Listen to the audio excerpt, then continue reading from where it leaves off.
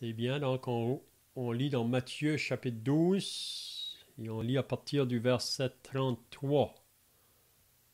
On lira jusqu'au verset 45. Donc je commence la lecture. C'est les paroles de Jésus qui dit: Ou dites que l'arbre est bon et que son fruit est bon, ou dites que l'arbre est mauvais et que son fruit est mauvais. Car on connaît l'arbre par le fruit. Race de vipères, comment pourriez-vous dire de bonnes choses, méchants comme vous l'êtes? Car c'est de l'abondance du cœur que la bouche parle.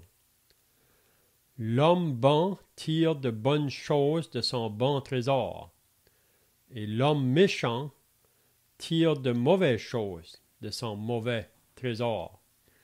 Je vous le dis, au jour du jugement, les hommes rendront compte de toute parole vaine qu'ils auront proférée. Car par tes paroles tu seras justifié, et par tes paroles tu seras condamné. Alors quelques-uns des scribes et des pharisiens prirent la parole et dirent: Maître, nous voudrions te voir faire un miracle. Il leur répondit: Une génération méchante et adultère demande un miracle. Il ne lui sera donné d'autre miracle que celui du prophète Jonas. Car de même que Jonas fut 3 jours et 3 nuits dans le ventre d'un grand poisson, de même le Fils de l'homme sera 3 jours et 3 nuits dans le sein de la terre. Les hommes de Ninive se lèveront au jour du jugement avec cette génération et la condamneront, parce qu'ils se repentirent à la prédication de Jonas. Et voici, il y a ici plus que Jonas. La reine du Midi se lèvera au jour du jugement avec cette génération et la condamnera, parce qu'elle vint des extrémités de la terre pour entendre la sagesse de Salomon. Et voici, il y a ici plus que Salomon. Lorsque l'esprit impur est sorti d'un homme, il va par des lieux arides, cherchant du repos, et il n'en trouve point. Alors il dit: Je retournerai dans ma maison d'où je suis sorti. Et quand il arrive, il la trouve vide, balayée et ornée. Il s'en va et il prend avec lui 7 autres esprits plus méchants que lui. Ils entrent dans la maison, s'y établissent, et la dernière condition de cet homme est pire que la première. Il en sera de même pour cette génération méchante. Amen. C'est bien, donc, si vous étiez là la semaine passée, on avait regardé concernant le blasphème contre le Saint-Esprit. On avait vu là, à partir du verset 22, qu'on avait amené un démoniaque aveugle et muet. On l'avait amené à Jésus, puis Jésus l'a guéri. Ça nous dit que toute la foule était étonnée. Puis il disait: N'est-ce point là le fils de David? Donc la foule reconnaissait vraiment que Jésus était le descendant de David. Il était vraiment celui que les prophètes avaient prophétisé, le Messie qui allait venir, puis qui donnerait la vue aux aveugles, qui ferait entendre les sourds, qui ferait parler les muets. Donc la foule pouvait reconnaître que Jésus, par ses miracles, qu'il était vraiment celui qui avait été annoncé. Mais on avait remarqué que les pharisiens, ceux qui étaient les dirigeants du peuple, les pharisiens et les scribes, eux, ils ont attribué ce que Jésus avait fait en guérissant ce démoniaque-là, il disait que Jésus faisait ça par le prince des démons. Il disait qu'il chasse les démons par Béelzébul, le prince des démons. Puis là, on avait vu par la suite que Jésus lui avait parlé pour le faire comprendre que si Satan chasse Satan, il est divisé contre lui-même. Donc, il voulait simplement le faire réaliser que ce que vous dites, vraiment, c'est insensé, ça n'a pas de sens. Mais qu'est-ce qu'on a vu la semaine passée? Que Jésus a bien fait comprendre que ce que ces hommes-là étaient en train de faire, c'était d'attribuer les œuvres de Dieu au diable. Donc ça, c'est vraiment le blasphème contre le Saint-Esprit. C'est qu'il rejette vraiment le travail du Saint-Esprit. Pourtant, ces hommes-là, c'était des hommes qui connaissaient les Écritures, qui connaissaient la loi de Moïse, qui connaissaient les enseignements des prophètes, mais c'était des hommes qui étaient extérieurement religieux, mais leur cœur était très loin de Dieu, très loin de Dieu. Puis on va voir ça encore ce soir, là, que l'homme, dans le meilleur de sa religion, sans qu'il le réalise, mais il est très loin de Dieu. Puis même souvent, ces hommes-là qui sont à la tête, souvent, dans les religions de ce monde, ils ne sont pas capables de discerner vraiment le bien d'avec le mal. Même, on peut voir même quand Isaïe a parlé dans son livre, là, dans Isaïe chapitre 5, il pouvait dire malheur à ceux qui appellent le bien mal et le mal bien. Donc c'est ça que ces hommes-là ici étaient en train de faire, de dire que les œuvres que Jésus faisait, ça venait du diable. Donc ils étaient vraiment loin de Dieu dans leurs pensées. Donc ce soir, qu'est-ce qu'on va voir à partir du verset 33? Jésus va poser une question à ces chefs religieux-là. Puis il va leur dire, « Ou dites que l'arbre est bon et que son fruit est bon, ou dites que l'arbre est mauvais et que son fruit est mauvais, car on connaît l'arbre par le fruit. » Donc, Jésus nous fait comprendre ici que pour dire qu'un arbre est bon, c'est le fruit qu'il porte. Pour dire qu'un arbre est mauvais, c'est aussi le fruit qu'il porte. Donc, on peut voir que les pharisiens ne pouvaient pas discerner le bon d'avec le mauvais. Même, ils faisaient le contraire vraiment. Ce qui était bon, ils disaient c'est mal, c'est mauvais, puis ce qui est mauvais, ils disaient que c'était bien. Oui? Donc, ils ne pouvaient pas reconnaître le bon. Vous savez que Jésus est le seul bon. Donc, on peut dire que Jésus est l'arbre qui est bon et qui porte du bon fruit. Si vous vous rappelez dans Matthieu 7, là, Jésus avait dit à ses disciples, « Méfiez-vous des faux prophètes ou gardez-vous des faux prophètes. Ils viennent à vous en vêtements de brebis, mais au-dedans, ce sont des loups ravisseurs. » Mais il dit, c'est à leurs fruits que vous les reconnaîtrez. Puis juste après, il donnait la même pensée, là, qu'on reconnaît un arbre à son fruit.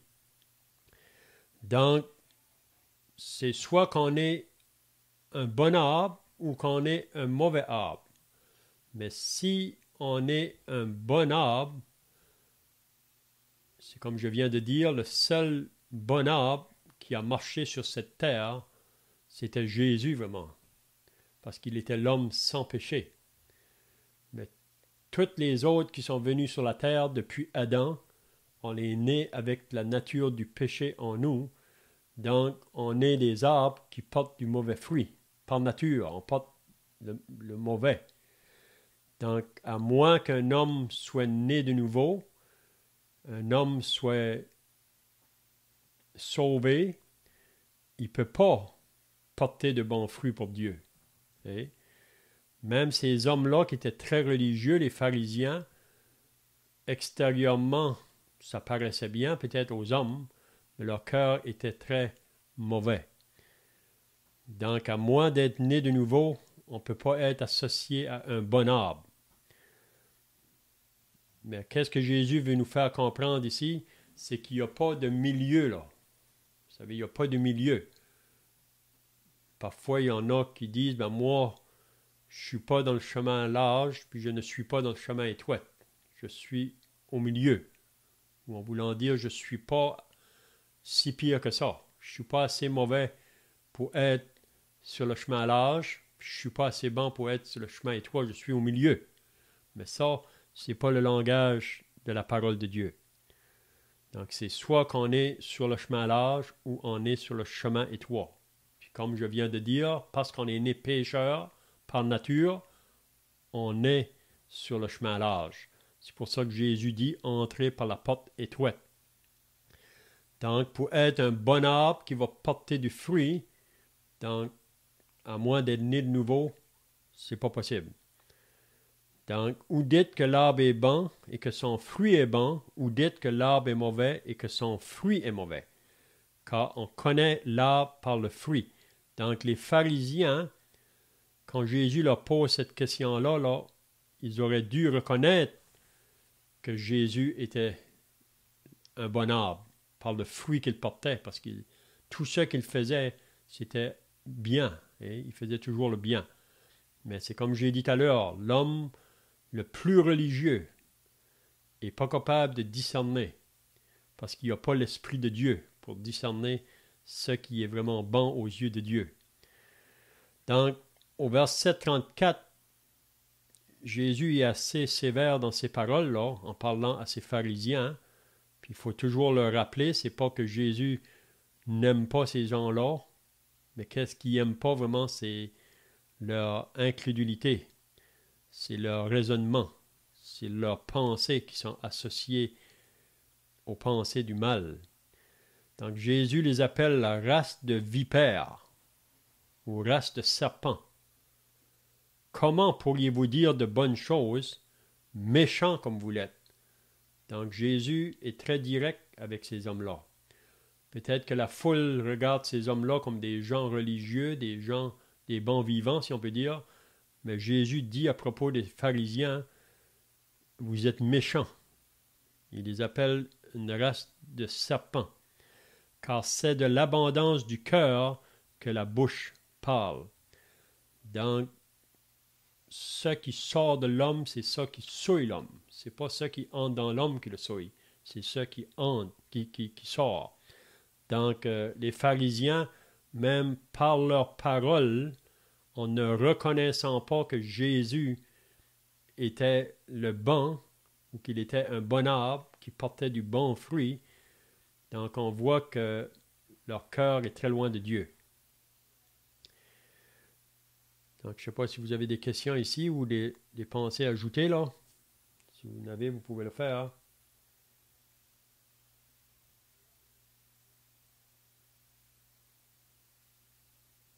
Donc, pour ceux qui sont ajoutés, là, on est dans Matthieu 12, le verset 35 maintenant.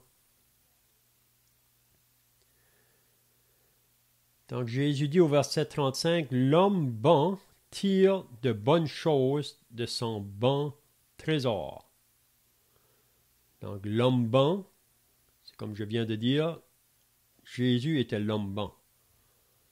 Puis la seule chose qui pouvait sortir de lui, c'était le bien. C'était du fruit qui était agréable à son Dieu. Et même Jésus disait, je fais toujours ce qui est agréable au Père. Donc l'homme bon tire de bonnes choses de son bon trésor, et l'homme méchant tire de mauvaises choses de son mauvais trésor. Donc, vous savez que Jésus a dit dans Matthieu 6, « Là où est ton trésor, là aussi sera ton cœur. » Là où est ton trésor, là aussi sera ton cœur. Donc, avant d'être sauvé, notre trésor, c'est les choses de ce monde. Et on court après les choses de ce monde ou après les richesses de ce monde. Même c'est juste après que Jésus a dit on ne peut pas servir deux maîtres. On ne peut pas servir Dieu et maman ou Dieu et l'argent. Donc, là où est ton cœur, là où ton trésor, là aussi sera ton cœur. Donc, l'homme aujourd'hui, c'est soit qu'il a trouvé son trésor en Dieu, dans la personne de son Fils, puis le moment qu'il trouve le Seigneur Jésus, puis qu'il le reçoit comme Seigneur et Sauveur, ça devient son trésor. Puis à partir de là, vraiment, qu'est-ce qui sort de lui, ça devrait être du fruit qui va plaire à Dieu, qui va être agréable à Dieu. Mais l'homme méchant, ce qui sort de son cœur, vraiment, c'est les choses qui se donnent après, si on peut dire, ou qui courent après. Mais c'est des choses qui sont contraires à la volonté de Dieu. Donc le verset 36, je vous le dis, au jour du jugement. Donc il y a un jour de jugement qui va venir. On sait que les seules personnes qui vont échapper le jugement, ce sont ceux qui ont cru au Seigneur Jésus.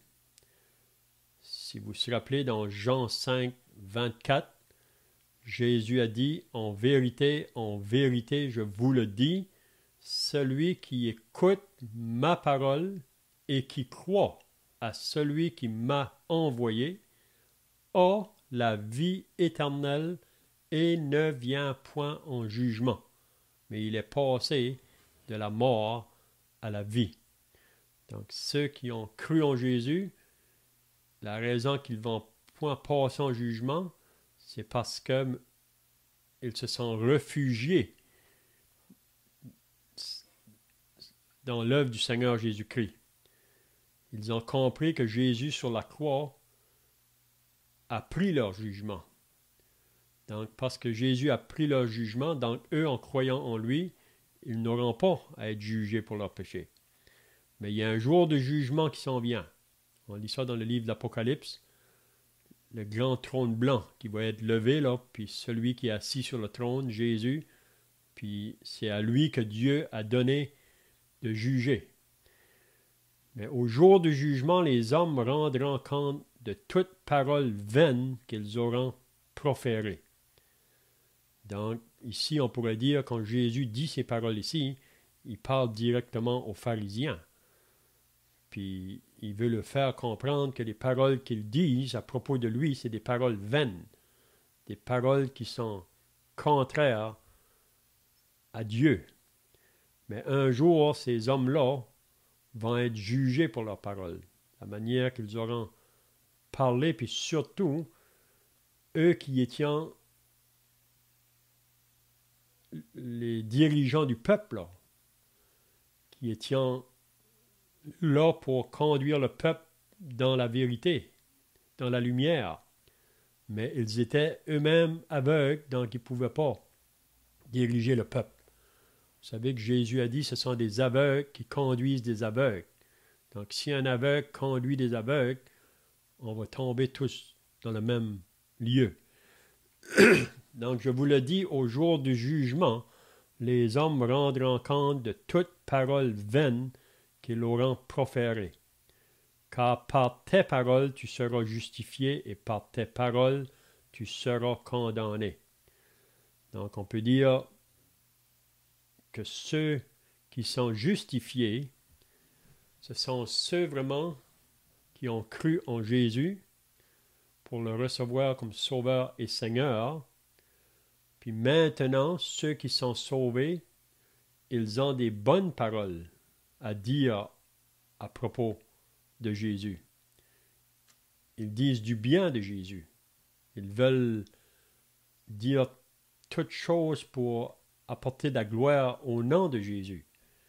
Mais ceux qui n'ont pas encore été sauvés, même ces chefs religieux-là, comme j'ai dit, très forts dans la religion, mais ils ne pouvaient pas dire de bonnes paroles à propos de Jésus. Donc, car par tes paroles tu seras justifié et par tes paroles tu seras condamnés. Donc, on voit ici deux destinées. Hein? Ceux qui vont être sur le chemin de la vie pour aller dans le ciel, ceux qui sont sur le chemin de la mort, ou le chemin large qui va vers l'enfer et le jugement. Donc, je ne sais pas si vous avez des questions ici, ou des pensées.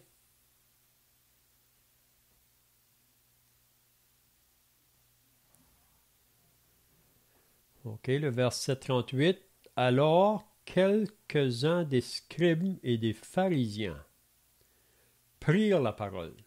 Donc, on voit que Jésus est en train de parler avec ses pharisiens et ses scribes, puis il était très direct envers eux autres, puis c'était dans le but de les réveiller, pour leur faire comprendre que vous pensez que vous voyez, mais vous ne voyez pas. Vous êtes vraiment aveuglés par le Dieu de ce siècle.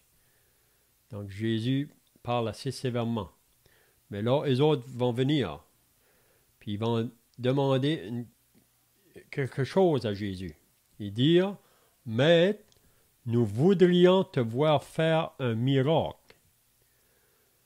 Donc, ils veulent que Jésus fasse encore un miracle. Pourtant, Jésus a déjà fait plusieurs miracles. Parce que vous savez que Paul nous dit dans l'Épître aux Corinthiens que les Juifs cherchent les miracles. Les Grecs cherchent la sagesse. Mais les Juifs, eux autres, ils veulent des miracles. Ils veulent voir des choses extraordinaires qui frappent. Okay? Mais Jésus en a fait plusieurs miracles. Puis c'est pour prouver que même avec les miracles, l'homme reste incrédule. Et on entend souvent des personnes qui vont dire « Moi, si je ne vois pas, je ne crois pas. » Mais même s'ils voient, ils restent incrédules quand même. C'est ça qui est arrivé avec ces chefs religieux-là. Ils veulent voir un miracle. Qu'est-ce que Jésus va leur dire? Il leur répondit, « Une génération méchante et adultère demande un miracle. » Jésus dit, « Il ne lui sera donné d'autre miracle que celui du prophète Jonas. » Donc Jésus veut rappeler à ces pharisiens ce qui s'est passé avec le prophète Jonas. Puis probablement que ces pharisiens-là connaissaient l'histoire du prophète Jonas. Mais Jésus leur dit ici, il ne lui sera donné d'autre miracle que celui du prophète Jonas. Donc, si vous n'avez pas cru au miracle du prophète Jonas, même si je veux faire d'autres miracles, vous n'allez pas plus croire. Même dans un autre évangile, ils vont dire « Montre-nous un signe ». Mais Dieu a envoyé plusieurs de ses serviteurs pour parler au monde ou parler à son peuple. Puis quand un serviteur se lève de la part de Dieu, c'est comme un signe vraiment que Dieu envoie au monde par le message que ce serviteur-là apporte. Puis ça devrait être assez pour convaincre les pécheurs à se repentir, à se détourner de leur voie de péché, puis mettre leur confiance dans le Seigneur Jésus-Christ. Mais Jésus dit une génération méchante et adultère. Donc c'est comme ça qu'il reconnaît la génération dans laquelle il se trouve. Une génération méchante et adultère. Vous savez que quand Noé s'est levé pour parler de la part de Dieu, c'était aussi une génération qui était méchante et adultère. On lit que dans les jours de Noé, que la méchanceté des hommes était grande sur la terre, que chaque jour le cœur de l'homme était porté vers le mal, la terre était corrompue, elle était pleine de violence. Donc dans les jours de Noé, c'était une génération aussi méchante. Dieu a envoyé Noé pour parler, mais vous savez bien que seulement 8 personnes ont répondu à l'appel de Noé, c'est-à-dire 7 à part de Noé là. Donc il était 8 en tout. Il y a seulement Noé et sa famille qui ont entré dans l'arche, puis toutes les autres ont péri dans le déluge. Mais ici, il parle du prophète Jonas. Il ne lui sera donné d'autre miracle que celui du prophète Jonas. Puis qu'est-ce que c'était le miracle du prophète Jonas? Car de même que Jonas fut 3 jours et 3 nuits dans le ventre d'un grand poisson, de même le Fils de l'homme sera 3 jours et 3 nuits dans le sang de la terre. Donc Jésus dit à ses pharisiens, Jonas a été 3 jours et 3 nuits dans le ventre d'un poisson. Probablement vous connaissez l'histoire de Jonas. Jonas, c'est un prophète de Dieu, un vrai prophète, que Dieu avait demandé pour qu'il aille dans une ville, la ville de Ninive, parce qu'elle était méchante et corrompue, pour que Jonas aille les avertir, parce que Dieu va juger la ville.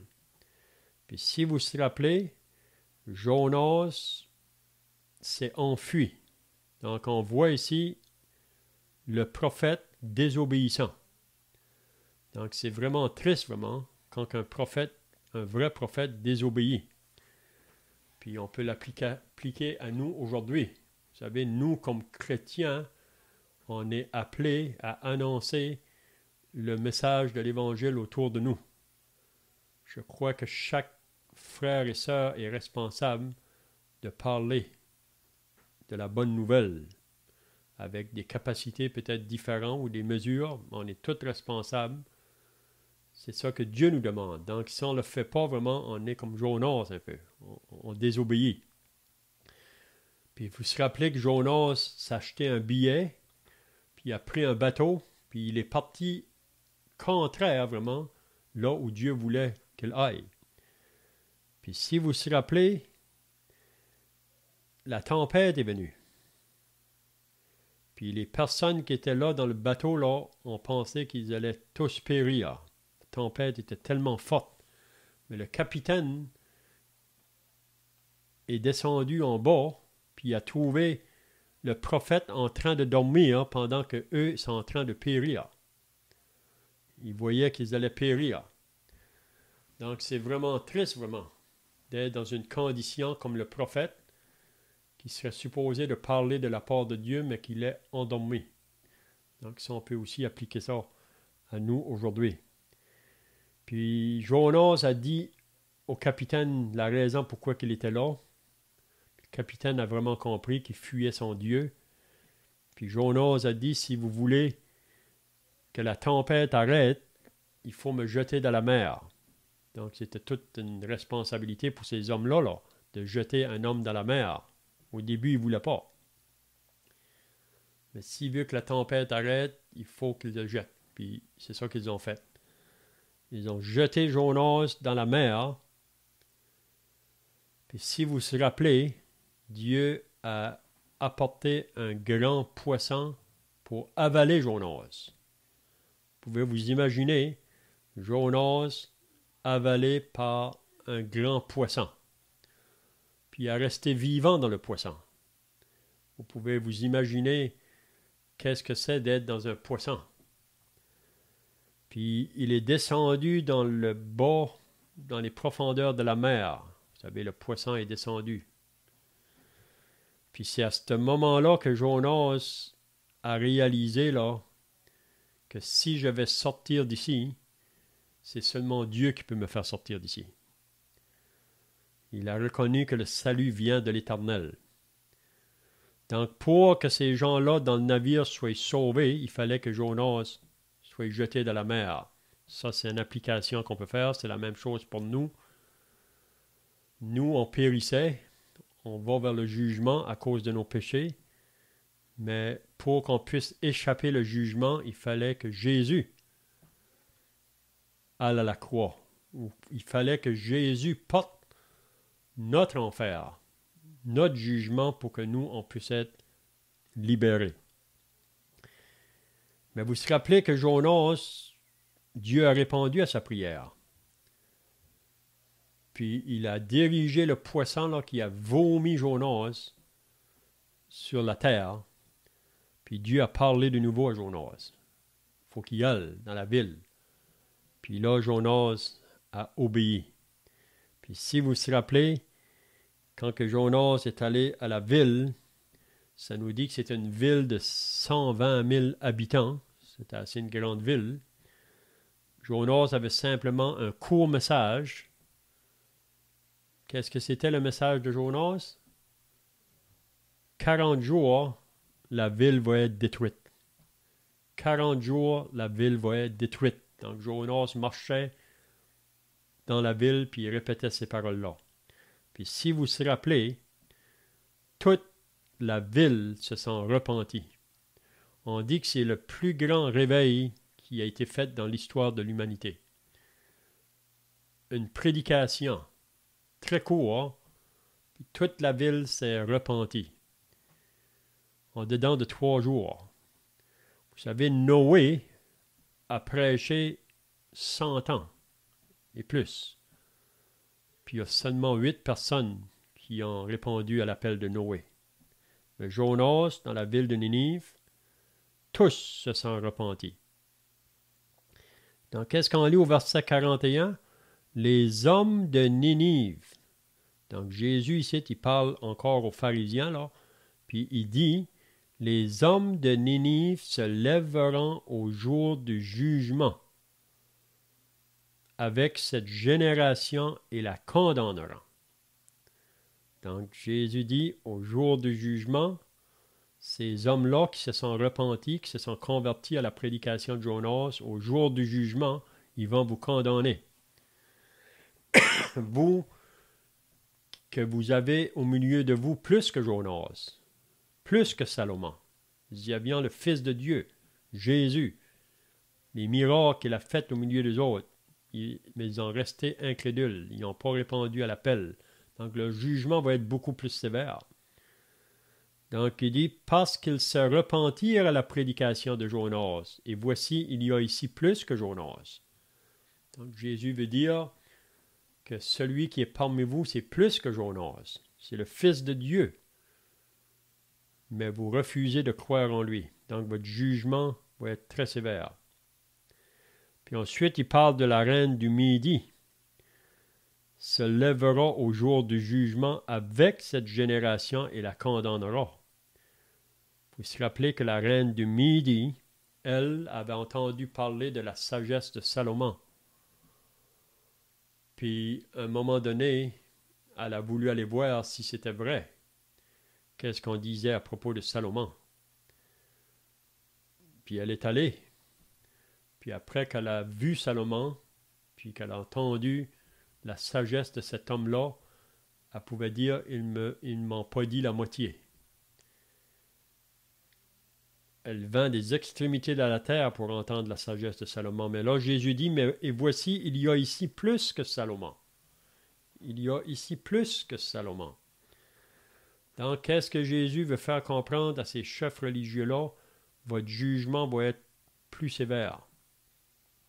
Si vous vous rappelez, on avait vu là, je pense que c'est dans le chapitre 10, ou le chapitre 11 plutôt, que Jésus avait fait des reproches à 3 villes, à Bethsaïda, Capernaum et Chorasan.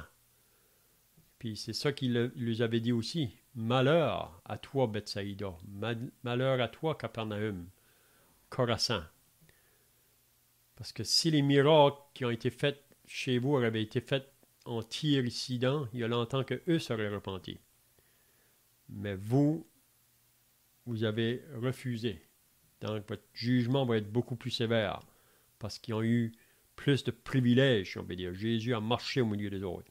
Donc c'est la même chose que Jésus veut dire à ces pharisiens ici.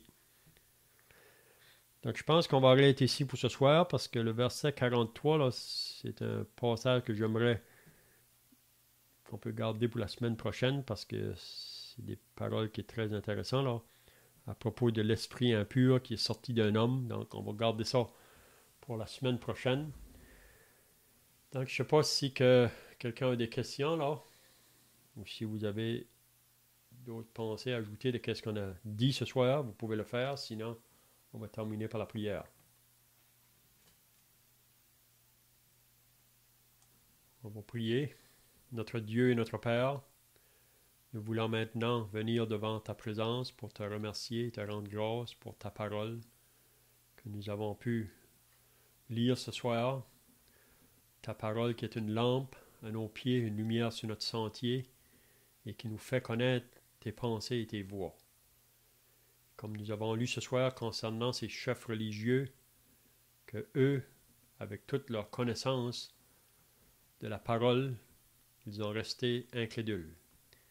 Ils ont refusé de venir à Jésus pour croire en lui, pour le recevoir comme le Sauveur, le Seigneur, pour le recevoir comme celui qui était le seul bon, celui qui portait du bon fruit pour son Dieu. Donc nous prions ta bénédiction ce soir sur ceux qui étaient présents. Bénis-nous tous, aide-nous à saisir davantage ces vérités de ta parole. Au nom du Seigneur Jésus, Amen.